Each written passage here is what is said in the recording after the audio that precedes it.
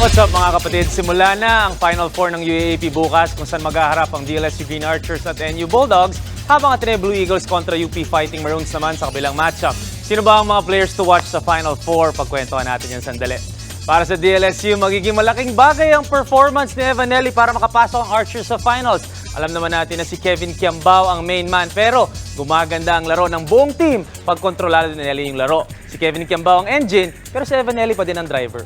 Para naman sa NU, maraming players ang nagpo-produce dahil sa sistema ni Coach Jeff Napa. Andiyan si Kian Baclan, Omar Jarn at sina Reynard Humamoy.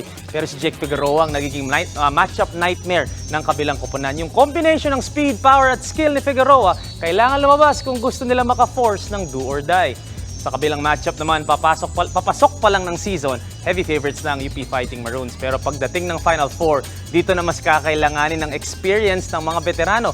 Dito walang katulad si JD Kagulangan dahil kahit napakalakas ng roster ng UP, naramdaman pa rin yung absence niya dun sa mga laro na wala siya. At para naman sa defending champions, rebuilding sila, oo. Pero hindi mo talaga makakount out sina Coach Tab. At ang naging surprise revelation this season, si Jared Brown. Parang walang takot yung rookie na to at siguradong excited siya makipagbakbakan sa Final Four. Tutok tayo lahat bukas mga kapatid. 2 p.m. ang bakbakan ng UP at Ateneo. 6 p.m. naman ang NU and DLSU. Huwag kayong alis, sports pa tayo mamaya. What's up mga kapatid? It's your sports Tito Mike Reyes at huwag magpahuli sa mga umaaksyong bakbakan at harapan sa loob at labas ng bansa. Para sa mga pandiin ng sports news, mag-follow at mag-subscribe sa social media pages ng News 5. Alam nyo na ha? Peace and love.